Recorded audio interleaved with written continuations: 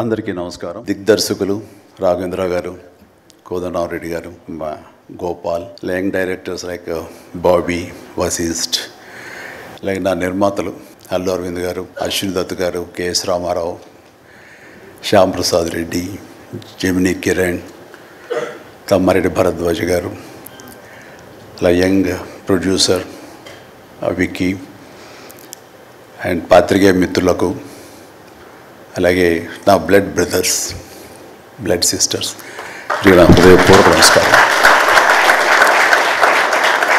So first of all ఈ event ఇంత గ్లామర్గా, ఇంత మెమొరబుల్గా ఉంది అంటే దానికి ప్రధానమైన కారణం నా మిత్రుడు Aamir Khan.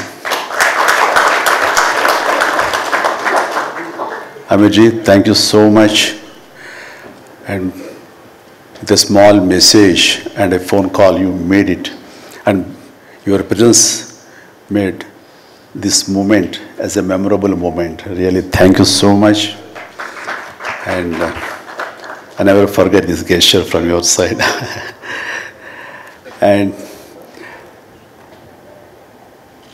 about Guinness Book of World Records, then ఊహించండి, I never expected, never dreamt about Guinness Book of World Record, because Guinness Bookకి మనకి ఏంటి సంబంధం అనే ఒక ఆలోచన ఏమైనా ఉంటుంది కదా సహజంగా. అలాగే నాకు అలాంటి ఆలోచన ఏమి లేదు. అలాంటిది నేను ఎదురు చూడనటువంటి ఒక గొప్ప ఆనర్ ఈ రోజున నా జీవితంలో నా ఈ సినీ ప్రస్థానం సంబంధించి తారసపడినందుకు ఆ భగవంతుడికి, దానికి కారణభూతులైన మా దర్శక నిర్మాతలకు, నా అభిమానులకు ఎప్పుడు నేను రుణపడి ఉంటాను. Thank you so much.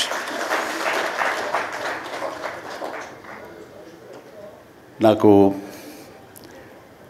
Dances మీద, బహుశా నటన కంటే కూడా ముందు నుంచి కూడా డ్యాన్సెస్ మీద నాకున్నటువంటి ఇంట్రెస్ట్ ఈ రోజున ఈ అవార్డు వచ్చేలా చేసిందా అని నాకు అనిపిస్తుంటుంది.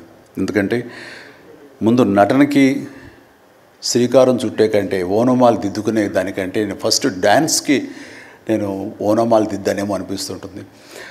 నా చిన్నప్పుడు మా చుట్టూ ఉండే వాళ్ళని ఎంటర్టైన్ చేయడం కోసంగా ఈవినింగ్ అయ్యేసరికి అప్పట్లో ఉండే వివిధ భారతి కానీ, లేకపోతే శ్రీలంక సిలోన్, రేడియో సిలోన్ కానీ, వీటిల్లో వచ్చే కొన్ని తెలుగు పాటలకి అదే మా source of inspiration. I mean recording songs అవి రావడానికి అప్పుడు గ్రామ్ ఫోన్లు కానీ, టేప్ రికార్డులు కానీ ఇవన్నీ కూడా ఉండే పరిస్థితి కాదు ఆర్థికంగా.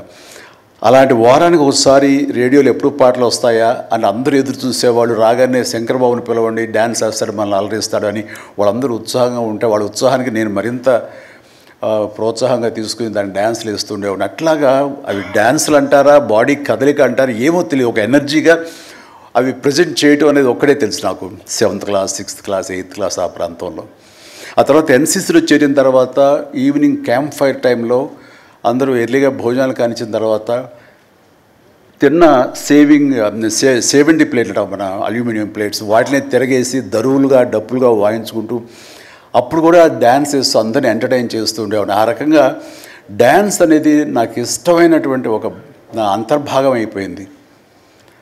అలాగా డ్యాన్స్లు నేను వేరుగా ఎప్పుడు చూడండి, ఎప్పుడు హుషారు అసలు అందుకంటే ముందు లేచిపోయి డ్యాన్సెస్ వేయటం అనేది మ్యూజిక్ అనుగుణంగా బాడీని మార్చుకోవడం జరిగింది. అంటే ఫస్ట్ పిక్చరు నేను వెళ్ళినప్పుడు అక్కడ సరదాగా నా రూమ్లో నేను డ్యాన్స్ వేస్తుంటే నా కోస్టార్స్ ఆర్టిస్ట్ వాడు చిరంజీవి డ్యాన్స్ వేస్తాడు అని అంటే అవునా అని వాళ్ళందరూ చేయాలంటే అందులో సావిత్రి గారు ఉండేవారు, రోజారామణి, కవిత, ఇలాంటి యాక్టర్లు అందరూ ఉండేవాళ్ళు, నరసింహరాజు ఇలాంటి వాళ్ళందరూ ఉన్నప్పుడు వర్షం పడుతుంది.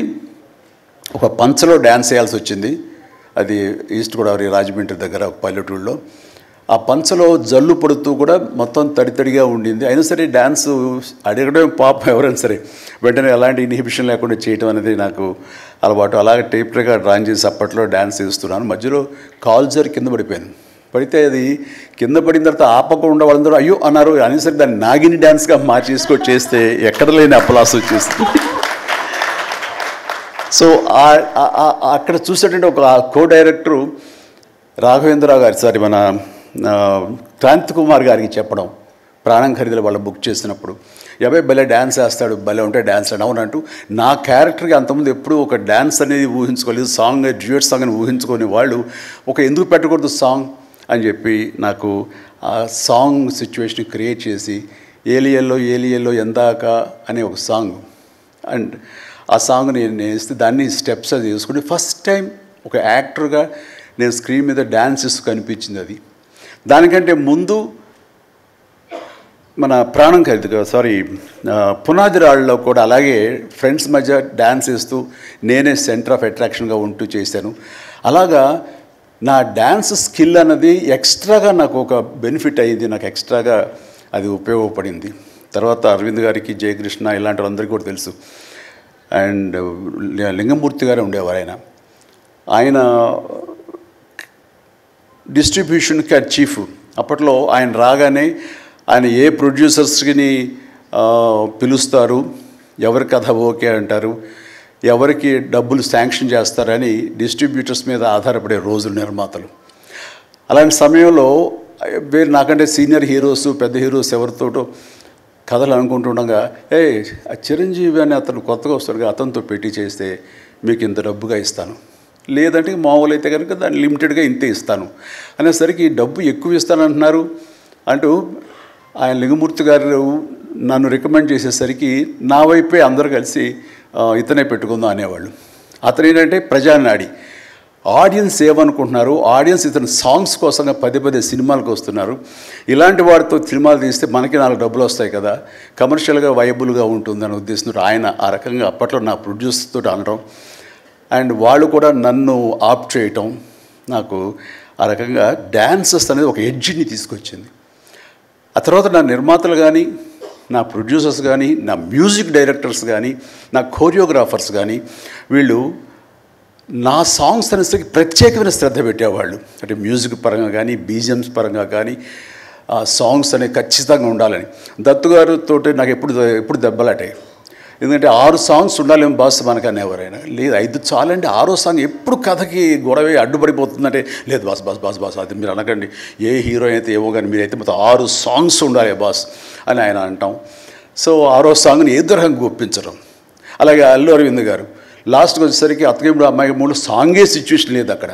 అలాంటి చోట ఒక డబ్బు మీద ఒక సాంగ్ను ఆయన క్రియేట్ చేసుకుని అప్పుడు డైరెక్టర్ గారితో కోదండరామరెడ్డి గారు వీళ్ళందరూ కలిపి అనుకుని అత్తగేముడు అమ్మాయికి మొగుల్లో ఒక సాంగ్ను బలవంతంగా పెట్టాడు అక్కడ.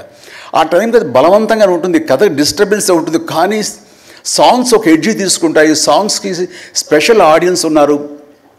ఆ ఆడియన్స్ సాంగ్స్ మళ్ళీ రిపీట్ చేసేవాళ్ళు. అప్పట్లో ప్రొజెక్టర్ ఆఫ్ చేసి మళ్ళీ రీప్లే చేసేవాళ్ళు. ఆ రకంగా సాంగ్స్ యొక్క ప్రత్యేకత నా జీవితంలో, నా సినీ కెరీర్లో, నా యొక్క విజయ పరంపరలో అది ఒక అంతర్భాగం అయిపోయింది. ఆ రకంగా సాంగ్స్ అనేది ఏదో సరదాగా హాబీగా చిన్నప్పుడు మొదలుపెట్టింది. అది ఈ రోజు వరకు నాకు విపరీతమైన ఫ్యాన్స్ని తీసుకొచ్చి డాన్సెస్ అంటే చిరంజీవి చేయాలి అన్నంత పేరు తీసుకొచ్చి నాకు ఈ రోజు ఇదిగో ఈ Guinness book of world records నాకు తీసుకొచ్చేలాగా చేసింది. సో ఇది నిజంగా అనూహ్యమైంది. ఏదో నటనకు వస్తుంది అన్నారు, వస్తుంది. అలాగే పర్సనాలిటీకి, మన సీనియారిటీకి అవార్డ్స్ వస్తాయి అనుకున్నా వస్తున్నాయి, అన్నీ అవుతున్నాయి. ఇంక ఎందుకు వస్తాయి, ఏమన్నా వస్తాయి అనుకుంటే కనుక ఈ రూపంలో వచ్చింది. ఈ రకంగా నన్ను వరిస్తుంది అనుకోలే. అది కాకుండా Guinness book of world records అన్నది. So first of all thank you so much mister Richard. You have come all the way to give me this honour in the name of prolific dancer, actor of Indian screen. Thank you so much. Thank you. And then ఇంతకు మించి నేను ఎక్కువ ఏవి చెప్పలేను. But నా యొక్క ఈ విజయ పరంపరలో నేను కొనసాగడానికి నాకు ముందు నుంచి దోహదపడుతున్న నా నిర్మాతలకి, నా తోటి నటీనటులకు, నా టెక్నీషియన్స్కి, నా డైరెక్టర్స్కి ప్రతి ఒక్కరికి హృదయపూర్వక ధన్యవాదాలు మరొకసారి తెలియజేసుకుంటూ ప్రతి ఒక్కరికి నా అభినందనలు సెలవు తీసుకుంటాను. జై హింద్.